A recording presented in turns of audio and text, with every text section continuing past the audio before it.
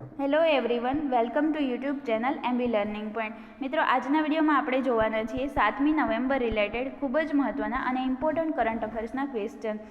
એની પહેલાં જે મિત્રો ચેનલ ઉપર નવા હોય, ચેનલને આ રીતે સબસ્ક્રાઈબ કરી બાજુમાં આ રીતે બેલ આઇકન પ્રેસ કરી દેવું, જેથી કરીને તમને આવનારા દરેક ઇમ્પોર્ટન્ટ વિડીયોની માહિતી નોટિફિકેશનના માધ્યમથી સૌથી પહેલાં મળી રહેશે. ઓકે, તો સ્ટાર્ટ કરીશું આપણે કરંટ અફેર્સના ક્વેશ્ચન. તો આજે તારીખ છે 7 નવેમ્બર 2020. તો એના રિલેટેડ જે કોઈ પણ ઇમ્પોર્ટન્ટ ક્વેશ્ચન બનશે તો આપણે બધી ડિસ્કશન કરીશું. ઓકે, તો સૌથી પહેલો ક્વેશ્ચન છે, તાજેતરમાં કોણે અમેરિકી ચૂંટણીના ઇતિહાસમાં સૌથી વધુ મત મેળવવાનો રેકોર્ડ પોતાના નામે કર્યો છે? તો એ તાજેતરમાં જ કરી લીધો છે, જો બાઇડને. ઓકે, તો તમે અહીંયા જોઈ શકો છો, આ છે જો બાઇડન અને એમણે જ તાજેતરમાં રાષ્ટ્રપતિના પદ પર સૌથી વધુ મત મેળવવાનો રેકોર્ડ જે છે એ પોતાના નામે કરી લીધો છે. અને આ જે જો બાઇડન છે એમણે બરાક ઓબામાનો પણ રેકોર્ડ તોડી દીધો છે. ટોટલ 72,49,341 વોટથી આ જે છે સૌથી વધુ રેકોર્ડ એમણે તોડ્યો છે. હવે અમેરિકાની અંદર ચૂંટણી આયોજિત થઈ છે, તો અમેરિકા વિશે ડિસ્કશન કરી લઈએ. તો અમેરિકાની કેપિટલ શું છે? Washington DC. એને હેડક્વાર્ટર છે વોશિંગ્ટન ડીસી. ઓકે, એટલે કે આ જે અમેરિકા છે તો એનું કેપિટલ છે વોશિંગ્ટન ડીસી. અને આ જ વોશિંગ્ટન ડીસીમાં ઘણા બધા ઇમ્પોર્ટન્ટ હેડક્વાર્ટર આવેલા છે. શેના એ પણ હું તમને કહી દઉં. એક તો છે IMF, એટલે કે ઇન્ટરનેશનલ મોનેટરી ફંડનું હેડક્વાર્ટર આવેલું છે. બીજું છે વિશ્વ બેંક, એટલે કે વર્લ્ડ બેંક. અને એક છે નાસા. નાસા શું છે? તો અમેરિકાની સ્પેસ એજન્સી છે, national aeronautical space agency. Okay, તો આનું હેડક્વાર્ટર પણ વોશિંગ્ટન ડીસીમાં આવેલું છે. બીજી ઇમ્પોર્ટન્ટ વાત કરીએ તો અમેરિકાની કરન્સી શું છે? તો એ છે US ડોલર. ઓકે, અને બીજી વાત કરીએ તો પ્રેસિડન્ટ કોણ છે? એ છે ડોનાલ્ડ ટ્રમ્પ. અને આ જ ડોનાલ્ડ ટ્રમ્પે ઇઝરાયલ અને UAE વચ્ચેનો જે ઐતિહાસિક દુશ્મનીનો સમજોતો કરાવ્યો હતો, એટલે કે આ દુશ્મનીને પૂરી કરાવી હતી, તો એના માટે ડોનાલ્ડ ટ્રમ્પને 2021નો જે નોબેલ માટેનો શાંતિ પુરસ્કાર છે એ આપવામાં આવશે એવી ઘોષણા કરવામાં આવી છે. હવે આપણે અહીંયાથી અધર વાત કરીએ તો જે તમને બધાને ખ્યાલ છે, ઇન્ડિયા અને અલગ અલગ દેશો વચ્ચે અલગ અલગ એક્સરસાઇઝ હોય છે. તો આપણે અમેરિકા વિશે ડિસ્કશન કરીએ છીએ, તો અમેરિકા અને ઇન્ડિયા વિશેના આપણે એક્સરસાઇઝ જોઈ લઈએ. તો 3 ઇમ્પોર્ટન્ટ એક્સરસાઇઝ છે. એક તો છે યુદ્ધાભ્યાસ, બીજી છે વજ્ર પ્રહાર અને ત્રીજી છે કોપ ઇન્ડિયા. બરાબર, તો આ ઇમ્પોર્ટન્ટ છે એટલા માટે યાદ રાખવાની છે. બીજી વાત કરીએ તો જે સ્પેસ કમાન્ડ છે એ લોન્ચ કરનાર વિશ્વનો પ્રથમ દેશ છે અમેરિકા. સ્પેસ કમાન્ડનું નામ શું હતું? તો સ્પેસ કોમ. ઓકે, આ એનું નામ હતું. અને આ સ્પેસ કમાન્ડ લોન્ચ કરનાર વિશ્વનો પ્રથમ દેશ અમેરિકા છે. અને અમેરિકાએ તાજેતરમાં જ WHO, એટલે કે વર્લ્ડ હેલ્થ ઓર્ગેનાઇઝેશન, ગુજરાતીમાં કહીએ તો વિશ્વ આરોગ્ય સંગઠન, આ જે છે એમાંથી બહાર નીકળવાની ઘોષણા પણ કરી દીધી છે ઓફિશિયલી રીતે. ઓકે, તો આટલું તમારે યાદ રાખવાનું છે અમેરિકા રિલેટેડ ક્વેશ્ચનની અંદર. તો તાજેતરમાં કોણે રેકોર્ડ પોતાના નામે કર્યો છે સૌથી વધુ મત મેળવવાનો? તો આન્સર છે જો બાઇડન. ઓકે, અહીંયા તમે જોઈ શકો છો પિક્ચરની અંદર. નેક્સ્ટ આપણે જોઈએ, તાજેતરમાં રાજસ્થાન બાદ ફટાકડા પર પ્રતિબંધ મૂકનાર બીજું યુટી એટલે કે યુનિયન ટેરેટરી, ગુજરાતીમાં કહીએ તો કેન્દ્ર શાસિત પ્રદેશ અથવા તો રાજ્ય કોણ બન્યું છે કે જેણે રાજસ્થાન બાદ ફટાકડા પર પ્રતિબંધ મૂક્યો છે? તો એ તાજેતરમાં જ મૂકી દીધો છે દિલ્હી ગવર્મેન્ટે. ઓકે, તો દિલ્હી જે છે એ એક યુટી છે, એટલે કે યુનિયન ટેરેટરી છે.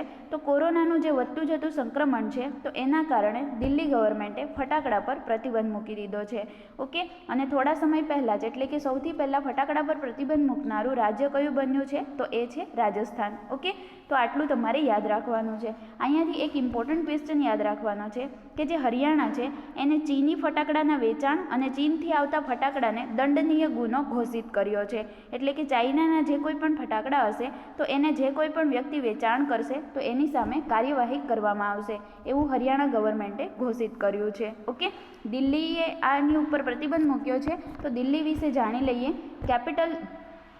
દિલ્હી જે છે એ ભારતની કેપિટલ છે. ઓકે, અને ભારતની જે રાજધાની છે એ પ્રસ્તાવિત થઈ હતી 1911માં, પરંતુ બની ક્યારે હતી? તો 1912માં દિલ્હીને ભારતની કેપિટલ બનાવવામાં આવી. મુખ્યમંત્રી કોણ છે દિલ્હીના? તો એ છે અરવિંદ કેજરીવાલ.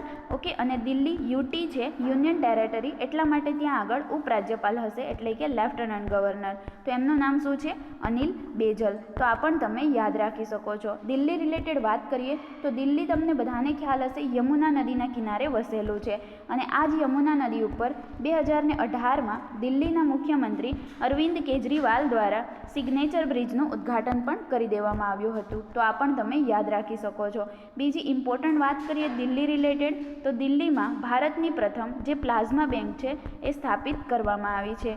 બીજું તો કે ઈ વાહન ચાર્જિંગ પ્લાઝા પણ ક્યાં આવેલું છે? પહેલું તો દિલ્હીની અંદર. ઓકે, અને પ્રથમ યુદ્ધ સ્મારક એટલે કે વોર મેમોરિયલ જે છે એ પણ ક્યાં સ્થાપિત છે? દિલ્હીની અંદર. અને આ જ દિલ્હીમાં 5T પ્લાન અને ઓપરેશન શિલ્ડ જેવી અભિયાનની શરૂઆત પણ કરી દેવામાં આવી છે. અને દિલ્હી રિલેટેડ એક ઇમ્પોર્ટન્ટ યોજના યાદ રાખવાની છે જેનું નામ છે ઘર ઘર રેશન યોજના. ઓકે, તો આ પણ કોણે શરૂ કરી દીધી છે? દિલ્હી ગવર્મેન્ટે. હવે આપણે જોઈશું આપણો થર્ડ ક્વેશ્ચન છે તાજેતરમાં આવેલ WWFના રિપોર્ટ અનુસાર 2050 સુધીમાં ભારતના કેટલા શહેરોમાં પાણીનું ખૂબ જ મોટું સંકટ ઊભું થવાનું છે? તો એ છે 30 જેટલા શહેરોમાં. ઓકે, તો 2050 સુધીમાં કોનો રિપોર્ટ આવ્યો છે એવો? તો WWF એટલે શું? તો વર્લ્ડ વાઇલ્ડ લાઇફ ફંડ એના રિપોર્ટ અનુસાર 2050 સુધીમાં ભારતના 30 જેટલા શહેરોમાં પાણીનું ખૂબ જ મોટું સંકટ આવશે. એમાંથી ટોપ પર રહેશે જયપુર, જે ક્યાં આવેલું છે? રાજસ્થાનમાં. રાજસ્થાનની કેપિટલ છે, પિંક સિટી તરીકે પણ ઓળખાય છે અને ભારતનું પેરિસ પણ કહેવામાં આવે છે. તો આ જયપુરની અંદર સૌથી વધુ સંકટ આવશે પાણીનું, જે ટોપ પર રહેશે. બીજા નંબર ઉપર આવશે ઇન્દોર અને થર્ડ નંબર ઉપર આવશે ઠાણે અને 4 નંબર ઉપર છે મુંબઈ. તો આ 4 જેટલા શહેરોમાં સૌથી વધુ સંકટ આવશે પાણીનું અને એમના રિપોર્ટ અનુસાર 30 જેટલા શહેરોમાં બહુ પાણીની મુશ્કેલી થશે. તો આ પણ તમે યાદ રાખી શકો છો. નેક્સ્ટ આપણે જોઈએ તાજેતરમાં જેસી ડેનિયલ પુરસ્કાર 2020 કોણે જીત્યો છે? તો એ તાજેતરમાં જ આપવામાં આવ્યો છે હરિહરનને. ઓકે, હવે આ જેસી ડેનિયલ પુરસ્કાર કોના દ્વારા આપવામાં આવે છે? તો એ આપવામાં આવે છે કેરળ ગવર્મેન્ટ દ્વારા. ઓકે, હવે આ હરિહરન કોણ છે? તો એક પ્રસિદ્ધ ફિલ્મકાર છે. ઓકે, અને એમણે મલયાલમ સિનેમામાં આજીવન યોગદાન આપ્યું છે. તો એમના માટે આ જે કેરળ ગવર્મેન્ટનું સર્વોચ્ચ સન્માન છે જેસી ડેનિયલ પુરસ્કાર, તો એનાથી સન્માનિત કરવામાં આવશે. હવે જેસી ડેનિયલ પુરસ્કારમાં શું આપવામાં આવે છે? તો એમાં 5 લાખ રૂપિયા અને એક પ્રતિમા અને સાથે એક સર્ટી પણ આપવામાં આવે છે. ઓકે, હવે અહીંયાથી પુરસ્કારની વાત કરીએ છીએ તો અધર ઓપ્શન રિલેટ કરશે તો આપણે એના વિશે પણ ડિસ્કશન કરી લઈએ. અહીંયા જે પોલ ઝકારિયા છે એ પ્રસિદ્ધ મલયાલમ લેખક છે. તો એમણે પણ તાજેતરમાં જ જે કેરળનો 28મો એઝુથચન પુરસ્કાર આપવામાં આવ્યો છે. ઓકે, એઝુથચન પુરસ્કાર આપણે પહેલાં પણ વાત કરી છે કે સાહિત્ય જગતનો એટલે કે કેરળ રાજ્યનો જે સાહિત્ય જગતનો સૌથી મોટો પુરસ્કાર છે જેનું નામ છે એઝુથચન પુરસ્કાર. કોને આપવામાં આવ્યો છે? પોલ ઝકારિયાને. ઓમ પુરીની વાત કરીએ તો ઓમ પુરીને IFFB જે છે એના 2020ના લાઈફ ટાઈમ અચીવમેન્ટ એવોર્ડથી સન્માનિત કરવામાં આવ્યા છે. ઓમ પુરીનું નિધન તો 2017માં થઈ ગયું હતું, પરંતુ આ જે એવોર્ડ છે એ એમની પત્નીએ રિસીવ કર્યો છે. તો આ પણ તમે યાદ રાખી શકો છો. એક ઓપ્શન વચ્ચે છે એની વાત કરીએ તો ઐશ્વર્યા શ્રીધર જે છે એમણે વન્યજીવ photographer of the year award જે છે 2020નો એ જીતી લીધો છે. તો આટલું તમે યાદ રાખી શકો છો. જેસી ડેનિયલ પુરસ્કાર કોણે જીત્યો છે? હરિહરન. અને તમે અહીંયા જોઈ શકો છો આ છે હરિહરન, જે પ્રસિદ્ધ મલયાલમ ફિલ્મકાર છે. ઓકે, નેક્સ્ટ આપણે જોઈએ તાજેતરમાં નમામી ગંગે પ્રોજેક્ટના બ્રાન્ડ એમ્બેસેડર કોણ બન્યું છે? તો એ તાજેતરમાં જ બ્રાન્ડ એમ્બેસેડર બની ગયા છે ચાચા ચૌધરી. ઓકે, તો ચાચા ચૌધરી જે છે એ કોણ છે? તો જેમ એમનું દિમાગ જે છે એ કોમ્પ્યુટર કરતાં પણ વધારે તેજ છે અને પ્રસિદ્ધ ભારતીય સુપર હીરો છે. તો આ પણ તમે યાદ રાખી શકો છો. નમામી ગંગે પ્રોજેક્ટ આ વસ્તુ આવે એટલે તમને યાદ આવવું જોઈએ કે નમામી ગંગે મિશન અંતર્ગત પ્રધાનમંત્રી નરેન્દ્ર મોદીજીએ ઉત્તરાખંડ રાજ્યમાં, યાદ રાખજો, ઉત્તરાખંડ રાજ્યમાં 6 જેટલા મેગા પ્રોજેક્ટનું ઉદ્ઘાટન પણ કરી દીધું છે. તો આ પણ તમે યાદ રાખી શકો છો. અહીંયાથી અધર ઓપ્શનની વાત કરીએ તો પ્રિયંકા ચોપડા જે છે એમને તાજેતરમાં જ જે પાર્લે એગ્રો છે એના બ્રાન્ડ એમ્બેસેડર બનાવવામાં આવ્યા છે. રાજકુમાર રાવ તો સિસ્કા ગ્રુપના બ્રાન્ડ એમ્બેસેડર તાજેતરમાં જ બનાવી દેવામાં આવ્યા છે. પછી વાત કરીએ રોહિત શર્માની, તો રોહિત શર્માને જે વેગા ટ્રીમિંગ છે, ઓકે, પુરુષો માટેનું જે ટ્રીમિંગ છે એના બ્રાન્ડ એમ્બેસેડર બનાવી દેવામાં આવ્યા છે. રાઈટ, તો આટલું તમે યાદ રાખી શકો છો. નેક્સ્ટ આપણે જોઈએ તાજેતરમાં રાફેલ ડિલિવરીના બીજા બેચમાં ભારતને કેટલા રાફેલ જેટ મળ્યા છે? તો એ તાજેતરમાં જે રાફેલ ડિલિવરી થઈ છે બીજી વખત, તો એની અંદર ભારતને ટોટલ 3 જેટલા રાફેલ જે છે એ મળ્યા છે. તો આ તમે યાદ રાખી શકો છો. ઓકે, અને જ્યારે પ્રથમ વખત આ જે રાફેલ વિમાન છે એ પ્રથમ વખત ભારતમાં ડિલિવરી થઈ હતી ત્યારે કુલ 5 જેટલા, યાદ રાખજો, પહેલી વખત કુલ 5 રાફેલ વિમાન આવ્યા હતા ભારત, અને ક્યાં ઉતારવામાં આવ્યા હતા? તો હરિયાણા જે છે રાજ્ય, એના અંબાલા ખાતે ઉતારવામાં આવ્યા હતા, અંબાલાના એરબેઝમાં. અને હમણાં જે તાજેતરમાં જ 3 રાફેલને ડિલિવરી થઈ છે તો એ ક્યાં ઉતારવામાં આવી છે? તો ગુજરાતના જામનગરના એરબેઝમાં ઉતારવામાં આવી છે. તો આ પણ ઇમ્પોર્ટન્ટ છે. તો હવે ટોટલ ભારતમાં કેટલા ટોટલ રાફેલ વિમાન થઈ ગયા છે? 8 જેટલા. ઓકે, હવે આ રાફેલ વિમાન ભારત ક્યાંથી મંગાવે છે? તો એ મંગાવે છે ફ્રાન્સથી. તો ભારત અને ફ્રાન્સ વચ્ચેનો સમજોતો છે રાફેલ વિમાન. હવે ફ્રાન્સ વિશે જાણી લઈએ. તો ફ્રાન્સ જે છે એ યુરોપ દેશમાં સ્થિત છે. ઓકે, કેપિટલ શું છે? તો એ છે પેરિસ, અને પેરિસ જે છે એ સીમ નદીના કિનારે વસેલું છે. બીજી વાત કરીએ તો ફ્રાન્સના પ્રેઝન્ટ ટાઈમના પ્રેસિડેન્ટ કોણ છે? તો એ છે ઇમેન્યુઅલ મેક્રોન. ઓકે, પ્રધાનમંત્રી કોણ છે? તો જીન કોસ્ટેક્સ. તો આ પણ તમે યાદ રાખી શકો છો. ભારત અને રાફેલ વચ્ચે ઇમ્પોર્ટન્ટ એક્સરસાઇઝની વાત કરીએ તો એક તો છે વરુણ, બીજી છે ગરુણ, અને ત્રીજી છે શક્તિ. ઓકે, તો શક્તિ જે છે એ એક મિલિટરી એક્સરસાઇઝ છે, રાઈટ. અને ગરુડ જે છે એ કઈ એક્સરસાઇઝ છે? એરફોર્સ એક્સરસાઇઝ છે. અને વરુણ જે છે એ નવલ એક્સરસાઇઝ છે. તો આ પણ તમે યાદ રાખી શકો છો. ઓકે, તો હવે આપણે આગળ જોઈએ નેક્સ્ટ ક્વેશ્ચન. આ છે રાફેલ વિમાન. તમે જોઈ શકો છો આ રીતનું રાફેલ વિમાન હોય છે, અને ગુજરાતના જામનગર ખાતે એરબેઝમાં ઉતારવામાં આવ્યા છે તાજેતરમાં જે 3 વિમાન આવ્યા છે એ. ઓકે, હવે આપણે જોઈએ નેક્સ્ટ ક્વેશ્ચન છે તાજેતરમાં ટીલ વી વિન નામક પુસ્તક કોણે લખ્યું છે? તમે આ જોઈ શકો છો, આ પુસ્તક છે ટીલ વી વિન. ઓકે, તો આ જ પુસ્તક તાજેતરમાં લખી દીધું છે. કોણે લખ્યું છે? રણદીપ ગુલેરિયાએ. ઓકે, તમે આ જોઈ શકો છો, આ જે પુસ્તક છે રણદીપ ગુલેરિયાએ તો લખ્યું જ છે, પણ શેના રિલેટેડ હશે? તો આ જે પુસ્તક છે એની અંદર કોવિડ-19 પર આધારિત આ પુસ્તક છે. ઓકે, અને રણદીપ ગુલેરિયા કોણ છે? તો એ છે એઇમ્સના ડાયરેક્ટર છે. એઇમ્સનું પૂરું નામ all India institute of medical science. તો આટલું તમે યાદ રાખી શકો છો. એમના ડાયરેક્ટર છે, અને એમણે તાજેતરમાં જ કોવિડ-19 પર બેઝડ ટીલ વી વિન નામનું પુસ્તક લખ્યું છે. હવે અહીંયાથી અધર ઓપ્શનની વાત કરીએ તો જે શશી થરૂર છે એમણે પણ એક પુસ્તક તાજેતરમાં જ લખ્યું છે જેનું નામ છે the battle of belonging. Okay, NK સિંહની વાત કરીએ તો એમણે પોતાની જ આત્મકથા પાવર ઓફ પોર્ટ્રેટ્સ નામની પુસ્તક જે છે એ લોન્ચ કરી છે.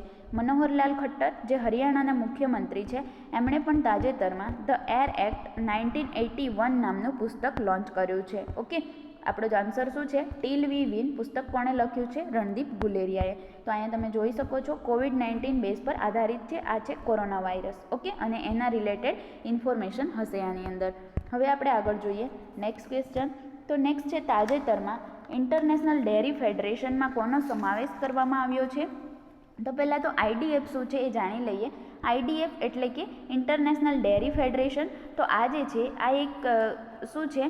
તો કે ઇન્ટરનેશનલ ડેરી ફેડરેશન જે છે એ એક બિન સરકારી સંસ્થા છે. ઓકે, આંતરરાષ્ટ્રીય સ્તર ઉપર આવેલ એક બિન સરકારી સંસ્થા છે જેમાં દરેક દેશોમાં ડેરી સંગઠનો દ્વારા રચાયેલ રાષ્ટ્રીય સમિતિના સભ્ય હોય છે આની અંદર. ઓકે, તો આમાં જ સમાવેશ કરવામાં આવ્યો છે દિલીપ રથનો. દિલીપ રથ જે છે એ કોણ છે? NDDB એટલે કે national dairy development bank. Okay, તો એના અધ્યક્ષ છે દિલીપ રથ. તો આ પણ તમે યાદ રાખી શકો છો. આના અધ્યક્ષ છે, અને તાજેતરમાં જ એમની નિયુક્તિ કરવામાં આવી છે ઇન્ટરનેશનલ ડેરી ફેડરેશનની અંદર. ઓકે, તો હવે બીજી વાત કરીએ તો આ જે ઇન્ટરનેશનલ ડેરી ફેડરેશન છે એના રિલેટેડ ડિસ્કશન કરી લઈએ. સ્થાપના ક્યારે થઈ હતી? 1903માં. હેડક્વાર્ટર ક્યાં આવેલું છે? બ્રુસેલ્સની અંદર. બ્રુસેલ્સ જે છે એ બેલ્જિયમની કેપિટલ છે. અધ્યક્ષ કોણ છે IDFના? તો એ છે પિયર ક્રિસ્ટાનો બ્રેજલ. તો આટલું તમે યાદ રાખી શકો છો. હવે અહીંયાથી અધર ઓપ્શનની વાત કરીએ તો આ જે AK ગુપ્તા છે એમને તાજેતરમાં જ ONGC વિદેશ લિમિટેડના MD અને CEO બનાવવામાં આવ્યા છે. PVG મેનન જે છે એમને ESSI એટલે કે electronic sector skill council of ઇન્ડિયાના CEO તરીકે નિયુક્તિ કરી દેવામાં આવી છે. રાજીવ જલોટાની વાત કરીએ તો જે મુંબઈ ટ્રસ્ટ પોર્ટ જે છે એના ચેરમેન બનાવવામાં આવ્યા છે તાજેતરમાં જ રાજીવ જલોટાને. ઓકે, આપણો આન્સર શું છે? IDFમાં કોનો સમાવેશ કરવામાં આવ્યો છે? NDDB એટલે કે નેશનલ ડેરી ડેવલપમેન્ટ બેંકના જે અધ્યક્ષ છે દિલીપ રથ, એમનો સમાવેશ કરી દેવામાં આવ્યો છે ઇન્ટરનેશનલ ડેરી ફેડરેશન સાથે. અને આની સાથે આ નેશનલ ડેરી ડેવલપમેન્ટ બેંક સાથે 10 વર્ષથી જોડાયેલા છે દિલીપ રથ. ઓકે, તો આટલું તમે યાદ રાખી શકો છો. આ છે દિલીપ રથ અને તાજેતરમાં જ એમનો સમાવેશ IDFમાં એટલે કે ઇન્ટરનેશનલ ડેરી ફેડરેશનમાં કરી દેવામાં આવ્યો છે. ઓકે, હવે આપણે આગળ જોઈએ નેક્સ્ટ ક્વેશ્ચન. તાજેતરમાં કઈ ટીમ જે છે એ 6ઠ્ઠી વખત IPL ફાઇનલમાં પહોંચી ગઈ છે? તો એ તાજેતરમાં જ પહોંચી ગઈ છે મુંબઈ ઇન્ડિયન્સ. ઓકે, તો મુંબઈ ઇન્ડિયન્સ, એની પહેલાં આપણે જોઈ લઈએ IPL વિશે. IPLનું પૂરું નામ છે ઇન્ડિયન પ્રીમિયર લીગ. ઓકે, તો આ જે છે ઇન્ડિયન પ્રીમિયર લીગ, તો એમણે તાજેતરમાં જ એની અંદર 6ઠ્ઠી વખત જીતી ગયું છે મુંબઈ ઇન્ડિયન્સ, જે ફાઇનલમાં પહોંચી ગઈ છે. ઓકે, તો મુંબઈ ઇન્ડિયન્સ તાજેતરમાં જ દિલ્હી કેપિટલને હરાવીને ફાઇનલમાં પહોંચ્યું છે. IPLની વાત કરીએ તો IPLની સૌથી સફળ ટીમ કઈ છે? તો એ પણ મુંબઈ ઇન્ડિયન્સ છે, જેમણે 4 વખત પોતાના નામે ખિતાબ કર્યો છે. તો આ પણ તમે યાદ રાખી શકો છો. બીજી ઇમ્પોર્ટન્ટ વાત કરીએ તો IPLની અંદર સૌથી વધુ રન બનાવનાર ક્રિકેટર કોણ છે? તો એ છે વિરાટ કોહલી. ઓકે, અને સૌથી વધુ IPLની વાત કરું છું, IPLની અંદર સૌથી વધુ વિકેટ લેનાર વ્યક્તિનું નામ શું છે? તો એ છે લસિત મલિંગા, જે શ્રીલંકાથી બિલોંગ કરે છે. ઓકે, અને આ જે IPL ટીમ છે, આ વખતની જે IPL ટીમ છે, તો એની અંદર સૌથી મોંઘા ક્રિકેટર કોણ છે? એટલે કે સૌથી મોંઘા ક્રિકેટર IPLની અંદર સમાવેશ થયો હોય, જેનું નામ છે પેટ કમિન્સ, જે ટોટલ 15.5 કરોડની અંદર ખરીદવામાં આવ્યા છે. ઓકે, અને કોના માટે રમે છે? તો કોલકાતા નાઇટ રાઇડર્સ માટે. તો આ પણ તમે યાદ રાખી શકો છો. બીજી વાત કરીએ તો IPL માટે રમનાર એકમાત્ર પ્રથમ ખેલાડી એટલે કે પ્રથમ અમેરિકી ક્રિકેટર કોણ છે? તો એ છે અલી ખાન. તો આ પણ અહીંયાથી યાદ રાખી શકો છો. ઓકે, અને અત્યારે જે રમાઈ રહ્યું હતું IPLનું એડિશન, એ 13મું એડિશન છે, જે ક્યાં રમાઈ રહ્યું છે? UAE એટલે કે યુનાઇટેડ અરબ એમિરાતમાં. અને આ જે છે 13મું એડિશન, એની સ્પોન્સરશિપ કોણે મેળવી છે? તો ડ્રીમ 11એ. તો આ પણ તમે યાદ રાખી શકો છો. અને પહેલું એડિશન ક્યારે રમાયું હતું IPLનું? તો એ 2008માં રમાયું હતું. તો આ પણ યાદ રાખી શકાય છે. ઓકે, હવે અહીંયાથી IPLની વાત થઈ છે, તો હમણાં કરંટના ક્વેશ્ચનની વાત કરીએ તો જે T20 વુમન ચેલેન્જ છે, એની સ્પોન્સરશિપ કોણે મેળવી છે? જોવા જઈએ તો પહેલી વખત ઓફિશિયલ સ્પોન્સરશિપ મેળવી છે જીઓએ T20 વુમન્સ ચેલેન્જની. તો આ પણ અહીંયાથી યાદ રાખી શકાય છે. ઓકે, તો હવે આપણે જોઈશું આપણો આજનો લાસ્ટ અને નેક્સ્ટ ક્વેશ્ચન છે. તાજેતરમાં જનરલ ઓફ નેપાલ આર્મીના પદથી કોને સન્માનિત કરવામાં આવ્યા છે? તો એ તાજેતરમાં જ સન્માનિત કરવામાં આવ્યા છે MM નરવણે, એટલે કે મનોજ મુકુંદ નરવણે. ઓકે, તો જે 3 દિવસ માટે નેપાળની યાત્રા માટે ગયા હતા અને એમણે ત્યાં આગળ જનરલ ઓફ નેપાલ આર્મીના પદથી સન્માનિત કરવામાં આવ્યા છે. નેપાળે સન્માનિત કર્યું છે, તો નેપાળ વિશે ડિસ્કશન કરી લઈએ. કેપિટલ શું છે નેપાળની? તો એ છે કાઠમંડુ. ઓકે, અને આ જ કાઠમંડુની અંદર સાર્કનું હેડક્વાર્ટર આવેલું છે. નેપાળના પ્રેઝન્ટ ટાઈમના પ્રેસિડેન્ટ કોણ છે? વિદ્યાદેવી ભંડારી. પ્રધાનમંત્રી કોણ છે? તો એ છે KP શર્મા ઓલી. ઓકે, અને ભારત અને નેપાળ વચ્ચે કઈ એક્સરસાઇઝ હોય છે? તો એનું નામ છે સૂર્યકિરણ એક્સરસાઇઝ. ઓકે, અને કરંટ રિલેટેડ ક્વેશ્ચનની વાત કરીએ તો જે મહાત્મા ગાંધીની 151મી જન્મ જયંતિ હતી, તમને બધાને ખ્યાલ છે 2 ઓક્ટોબર આ વર્ષની જે હતી 2020ની ગાંધી જન્મ જયંતિ, તો એની અંદર આજે 151મી ગાંધી જયંતિ નિમિત્તે ભારત દ્વારા નેપાળને ટોટલ 6 જેટલી એમ્બ્યુલન્સ અને 141 જેટલી સ્કૂલ બસ ભેટમાં આપવામાં આવી હતી. ઓકે, તો આ પણ તમે યાદ રાખી શકો છો. બીજા અધર ઓપ્શનની વાત કરીએ તો પ્રધાનમંત્રી નરેન્દ્ર મોદીજી જે છે એમને ઘણા દેશો દ્વારા હાઈએસ્ટ સિવિલિયન ઓનરથી સન્માનિત તો કરવામાં આવ્યા છે, પરંતુ તાજેતરની જ વાત કરીએ તો નરેન્દ્ર મોદીને સ્વાસ્થ્ય માટેનો જે IG નોબેલ પુરસ્કાર છે એનાથી સન્માનિત કરવામાં આવ્યા છે. M વેંકૈયા નાયડુની વાત કરીએ તો એ છે આપણા ઉપરાષ્ટ્રપતિ, અને એઓ જ્યારે કોમોરસ દેશનું નામ છે, તો એની યાત્રાએ ગયા હતા ત્યારે highest civilian honour order of the green ક્રિસેન્ટથી સન્માનિત કરવામાં આવ્યા હતા. અને રામનાથ કોવિંદ જે આપણા પ્રેઝન્ટ ટાઈમના પ્રેસિડન્ટ છે એટલે કે રાષ્ટ્રપતિ છે, તેઓ જ્યારે ક્રોએશિયાની યાત્રાએ ગયા હતા ગયા વર્ષે, ત્યારે એમને highest civilian honour grand order of the ટેમિસ લેન્ડથી સન્માનિત કરવામાં આવ્યા હતા. તો આટલું તમે યાદ રાખી શકો છો. આપણો આન્સર શું છે? જનરલ ઓફ નેપાલ આર્મીના પદથી તાજેતરમાં કોને સન્માનિત કરવામાં આવ્યા છે? તો MM નરવણે, એટલે કે મનોજ મુકુંદ નરવણે. ઓકે, તો આજના આપણા ખૂબ જ ઇમ્પોર્ટન્ટ અને મહત્ત્વના ક્વેશ્ચન અહીંયા કમ્પ્લીટ થઈ જાય છે. જો વિડીયો તમને ગમ્યો હોય તો વિડીયોને એક લાઇક કરી દો. સાથે સાથે તમારા સ્ટડી રિલેટેડ ગ્રુપમાં એક શેર જરૂરથી કરજો મિત્રો, અને ચેનલને સબસ્ક્રાઈબ કરી બાજુમાં બેલ આઇકન પ્રેસ કરી દેવું, જેથી કરીને તમને આવનારા દરેક ઇમ્પોર્ટન્ટ વિડીયોની માહિતી નોટિફિકેશનના માધ્યમથી સૌથી પહેલાં મળી રહેશે. Okay, thank you.